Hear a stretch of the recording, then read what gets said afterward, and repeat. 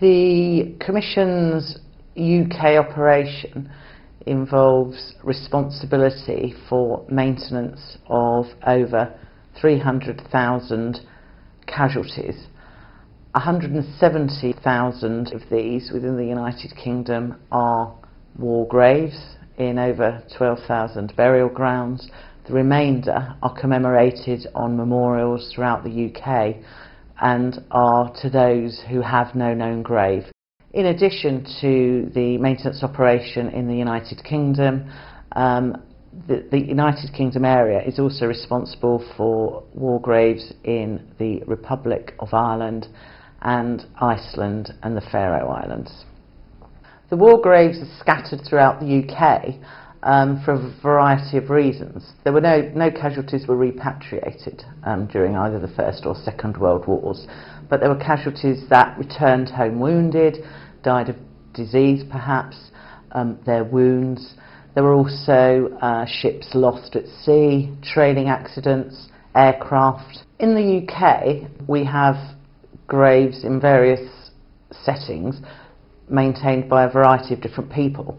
We have commissioned cemeteries such as Brookwood Military Cemetery in Surrey, where that is a commissioned cemetery maintained by commissioned staff, just the same as any cemetery you'd find in France or Belgium. We have large groups of graves and a cemetery such as Oxford Botley that is within a local authority maintained cemetery. So the local authority maintains that cemetery, we happen to have a block of it. The Commission works very closely with church authorities as well, and this tends to be on small, perhaps isolated single graves, maybe one or two graves. Generally in a church you're not going to have a large group together. The Commonwealth War Graves Commission visit on a regular basis to make sure that we're doing our side of the promise to care for these war graves, and in return we make sure that we keep them as well as we possibly can. Well, here in Dunchurch we just have 8 war graves, which in a churchyard the size of ours is a relatively small proportion. So that's quite difficult to make sure that we give those particular graves the particular attention that they need.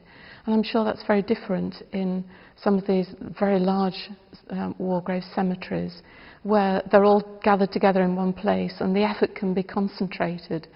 So the care for the same number of graves over a scattering of many churchyards is really quite a logistical problem. The presence of these war graves in our churchyard brings the reality of the sacrifice of our servicemen and women very much home to roost. Here are real people who gave up their lives, and with names that we can identify, who are part of our community. And that helps us to remember that this isn't just a one-off, but there's an ongoing sacrifice of life through our servicemen and women around the world, even today. In total, there are 91 staff in the UK, and they cover every single aspect of UK area. We have stonemasons, gardeners, engravers and very skilled maintenance personnel. Our stonemasons come with a good background in masonry, but they also undertake various training courses as part of their continuing professional development.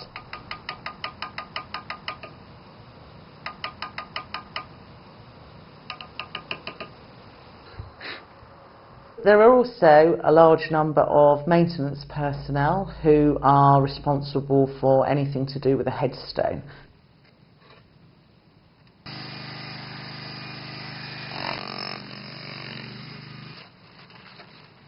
They will make sure that it is straight, clean, level. All these aspects of looking after the headstone are done by our maintenance personnel.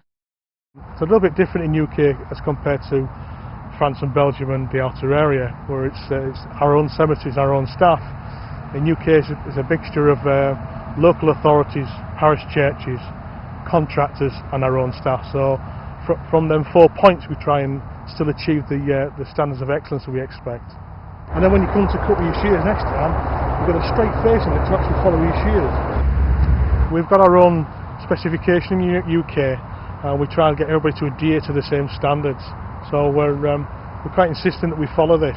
So we offer free coaching sessions to all that look after the war graves for us, so we can achieve the standard of excellence. It's quite difficult in the UK because we've got these outside bodies that interact with us. It's quite hard to achieve, but we don't stop trying. It just means that we've got to attack it from a different method. Whereas overseas we just train our own staff. We rely on our own gardeners to be the eyes and ears, so they give us feedback on what's actually happening in their area, and they go through the regional supervisor, which passes it on to the office. So there's a whole team and network out there that covers all the plots and all the maintenance everywhere. Within the UK area, we've decided to split the area up into 11 different regions. I'm responsible for what goes on in the central region, which includes 9 separate counties within England. And whatever happens within any of the sites of my region, of which there are 1,500, I will be involved. Within the United Kingdom, we have 180,000 war graves being inspected on 3-year cycles by the regional supervisors. During the course of these inspections, we must ensure that all the memorials clearly commemorate the casualty. In fact, it is one of the key roles of the War Graves Commission to ensure that all casualties of the First and Second World War are commemorated in perpetuity. Typically, a regional supervisor would have around about 15,000 war graves within their region. On a 3-year cycle, that would equate to around about 5,000 graves being individually checked to ensure that they are secure, stable, legible, clean, and above all, offering good commemoration. When you're working in an area, for example Oxford here, and you'll talk to a local individual and they'll say, you know, are there any more war graves in the area? And you'll open up the Ordnance Survey map and you'll see that, well, virtually every other village and town have got a reasonable number of war graves dotted around the area. You can barely go 2 or 3 miles before you get to the next town with a war grave. The office for the operations is based in Leamington Spa. The reason that I'm based here and some of my colleagues is because of the central location. You can get to most parts of England via motorway or train in a couple of hours, and that is ideal for the work that we do. In the UK, we have the opportunity to deal with so many external communities, schools, probation service, local authority, and it gives us an opportunity to work together to enhance often the quality of maintenance, to commemorate the war dead appropriately, and to also bring the message of what the Commission does across to a vast number of people. I've been struck by the fact that many people have a lot of knowledge about cemeteries in France and Belgium because they have knowledge of the Somme and various other battles, and yet they don't realise that there might well be a war grave in the churchyard in their village or 10 war graves in the cemetery in their town. And one way of getting this across to everybody is by engaging with all these different people, by talking to them, by talking perhaps about the commemoration, but we do also let people know that there are casualties here that need to be commemorated as they do in France and Belgium and elsewhere across the world.